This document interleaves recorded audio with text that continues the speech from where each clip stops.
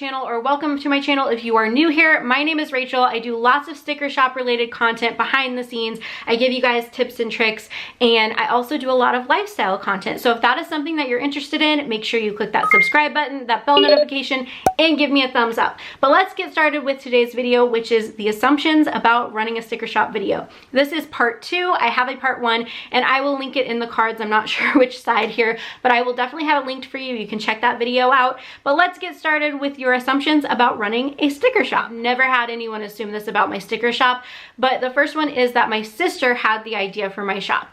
Absolutely not. My sister is about 8.5 years younger than I am, and when I started my shop almost 6 years ago, I think she was like 17. I was 25, about to turn 26, like literally 2 weeks after I started my shop. So I'm 31 now, if you didn't know. I know I look really, really young.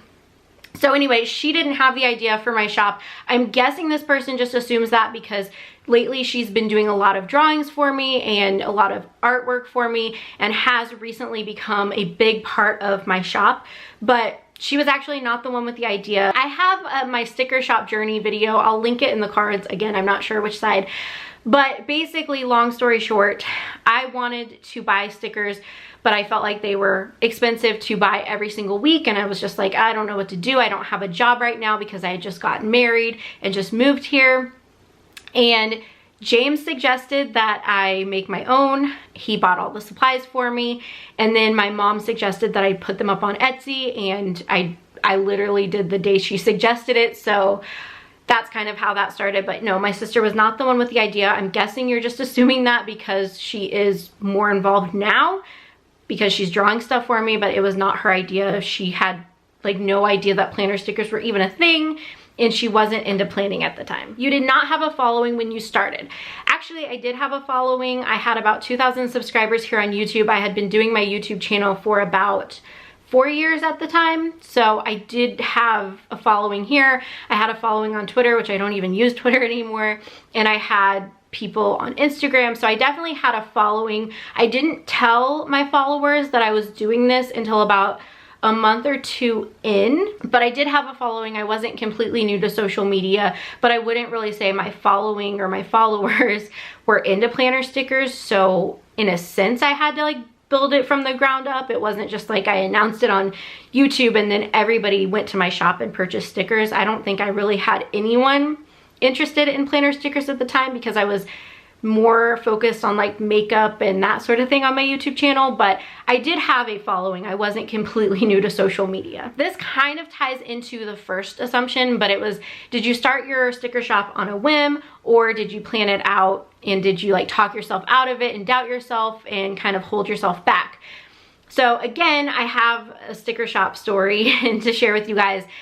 It'll be in the cards, but I completely started on a whim. Like my mom suggested that I put them up on Etsy, and I did like that day, I think.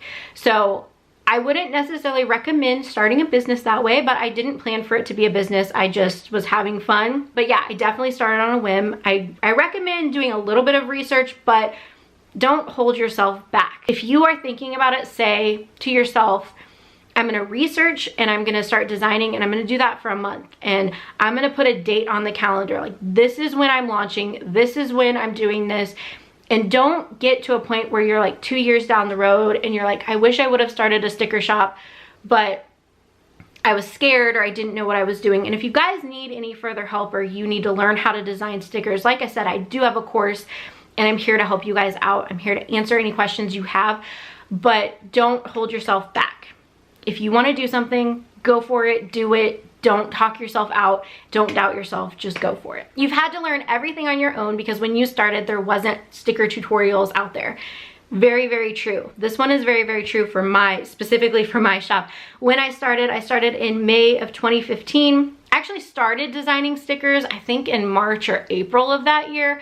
But I started just for me, and my mom suggested it in May of 2015 that I should, you know, since I had been making them for about a month, just put them up on Etsy. But I definitely had to figure out what I was doing. It took me forever.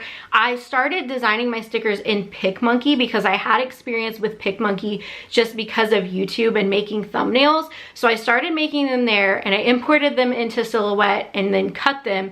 And it wasn't until like December of that year or November of that year that I actually decided to sit down and figure out Silhouette Studio. But no, there were not tutorials on it. I really had to teach myself a lot of things.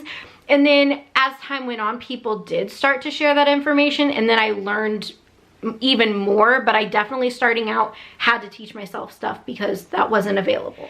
That I had $1 in my bank account when I started, and I still somehow managed to pay for new equipment and supplies. I honestly, thank goodness, can never ever remember a time that I had only $1 to my name.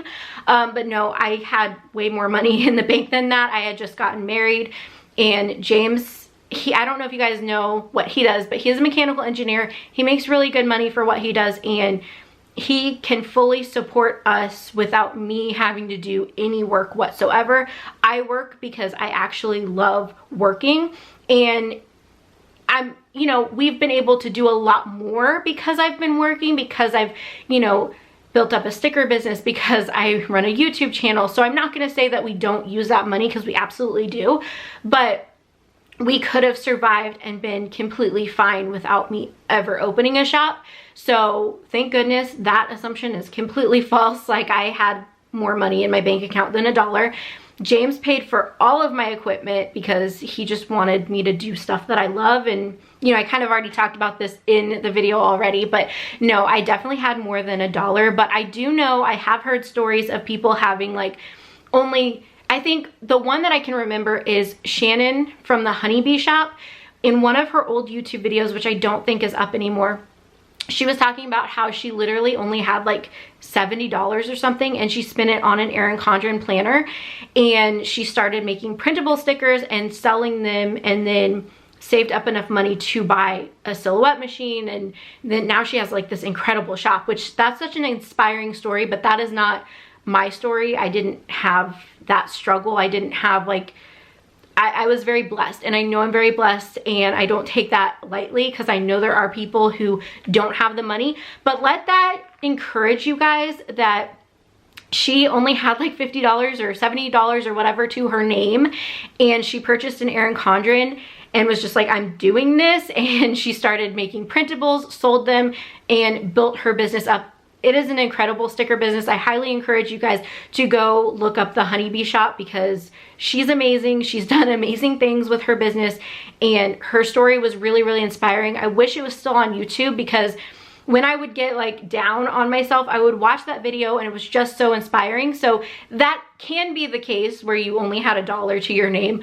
That was not my story at all. So but no shame to anybody who only has that going on and is able to build a business. That's incredible, and it definitely is still possible, but it does take a lot of hard work. I've heard stories of sticker makers going through expensive ink really, really fast and needing to replace it monthly or even weekly. I think this is dependent on the shop. It's depending on like what ink they're actually using, like how expensive is their ink, because I wouldn't say that the ink I use is expensive. I definitely use the Canon brand. I've been asked this a lot, like, do you use off-brand inks? No, I use the ink that was intended for the printer that I purchased, because I feel like if you're gonna spend a lot of money on a printer, you may as well invest in the ink that is for the printer, because I have heard stories of like off-brand ink messing up printers. So I don't want to deal with that. I would rather just invest in the ink that's intended for my printer. So that's my thought on that. But it's kind of dependent on the shop.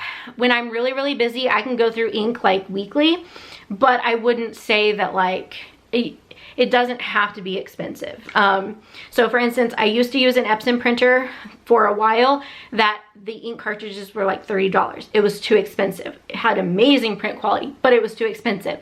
So I did go down to a Canon, which was a little bit cheaper of a printer, and the ink is cheaper even though it's the Canon brand.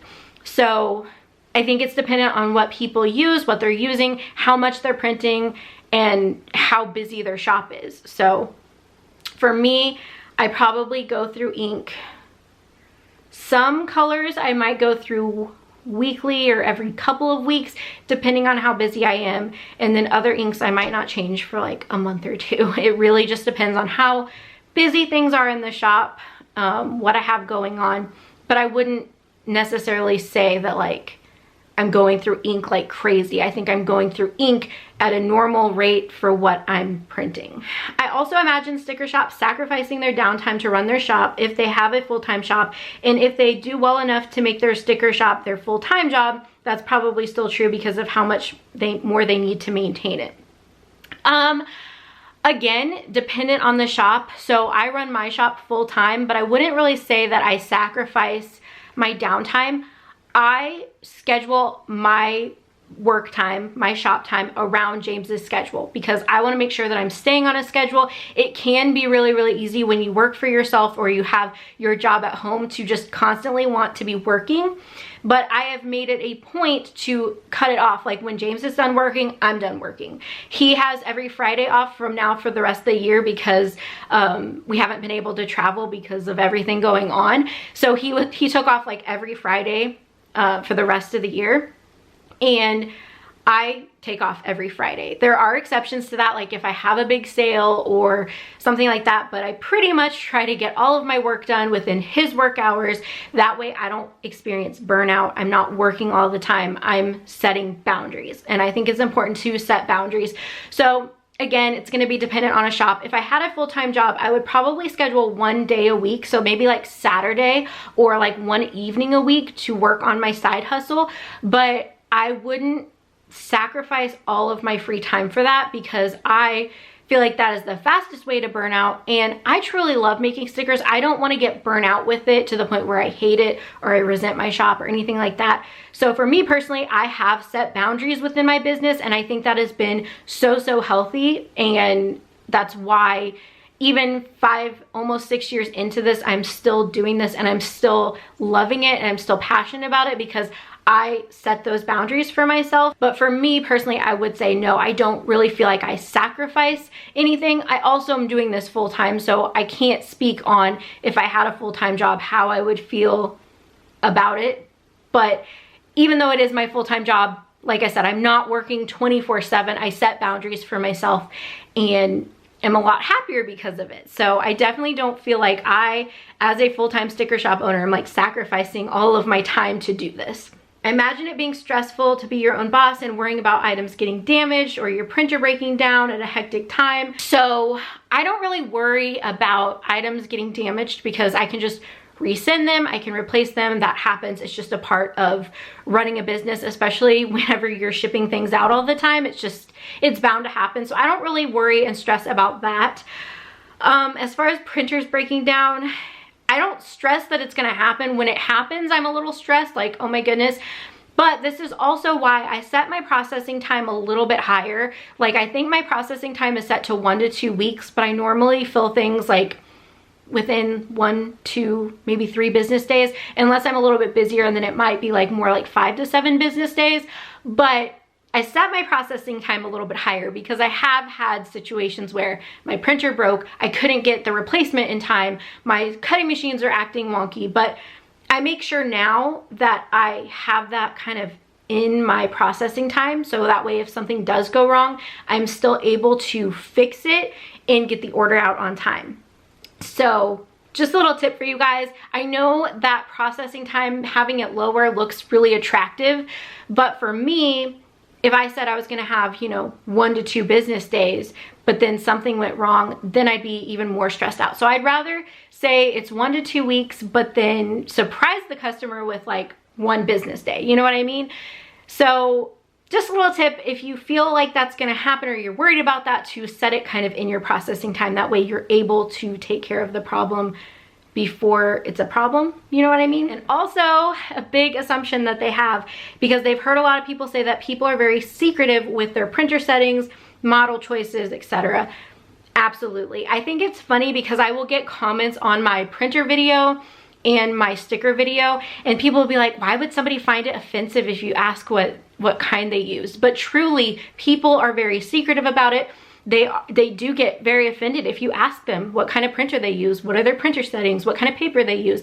because they view it as trade secrets. They view it as their business secrets. That's what their secret sauce is. I don't view those things as that because there's a lot of different factors that go into this business. So I'm not really worried about it. I have my printer linked in the description box, and if you're part of my course, I've shown you guys how to change the color settings, and I've talked about the paper that I use, and I've showed, you know, different things. I'm not really worried about it, but definitely a lot of people are. So that's why I always say, like, in my sticker related videos, I will talk about, you know, you might not want to ask people because they are going to get offended. They might not be super nice to you about it. And I think people think I'm crazy, but this is true. Like, it's true. Not everybody is that way, but a lot of people are. You never reuse a pattern. I have reused patterns. I've done the same clip art for a monthly kit and a weekly kit. So I can't speak for other shops. I feel like a lot of shops do though. I mean, if you purchase it and you purchase the rights to use it, you may as well use it while you can.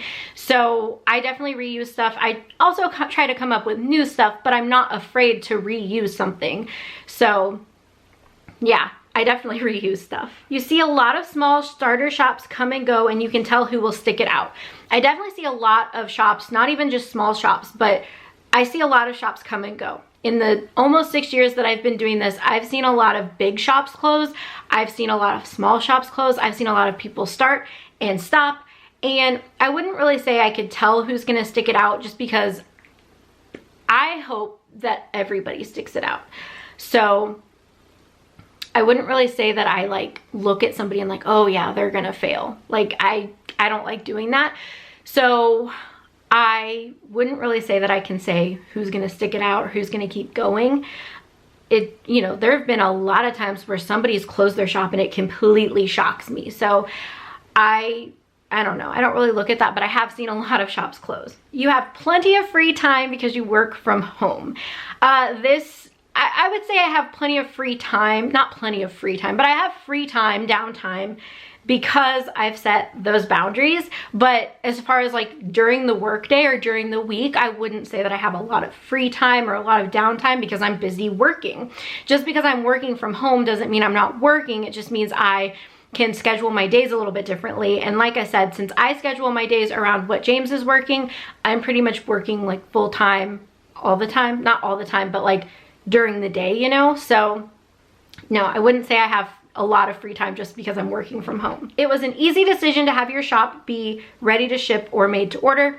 If you guys don't know those terms, ready to ship is basically when you have it printed, cut, it's ready to be packaged up and go when someone orders it. And made to order is when the person orders it and then you print it and you cut it and you package it and so on and so forth. So for me, I'm kind of semi ready to ship, but it's not like because I was just like, oh, I need to be ready to ship. It was just more of like, I prepped a lot of stuff for a planner event and some of that didn't sell, so I have some of that left over. Or somebody ordered this sheet and there's like 2 on a sheet, but they ordered only 1, so I have that one left over. So in that way I have like some ready to ship items, but I mainly made to order. For me, it was a pretty easy decision, but I can't speak for every shop owner. For me, it was just easy because I offer a la carte, so I'm never sure what people are gonna order. Even 6 years in, I'm never really quite sure, like, is this kit gonna sell well, or is everybody gonna do the a la carte thing? And people change, I mean, people change it up all the time. So for me, made to order is just the best solution. Now, if I were to get like so overwhelmed and crazy busy and people were just like buying like a ton of kits all the time, then I would probably transition to ready to ship. But I feel like my shop is, I wouldn't say it's super small, but it's not like one of the biggest shops either. It's definitely still manageable on my own and being made to order, but I do have some stuff ready to go. So I mean, I'm not completely made to order anymore, but yeah, for me, it was just an easy decision to figure that out just based on the trends and based on what people are doing. How I never know what they're doing. So I mean, that's the trend, is I never know. But yeah, for me, it was a pretty easy decision. Thank you guys so much for sending all of your assumptions. If you have more, leave them in the comments and I will do a part 3 if I get enough. So yeah, go ahead and leave some comments. Also, let me know if I answered your assumption, if it was the answer that you thought it was gonna be, or if if it was different, like if your assumption was completely off. Let me know in the comments below. But that is it for today's video, and I will see you guys in my next one. Bye guys.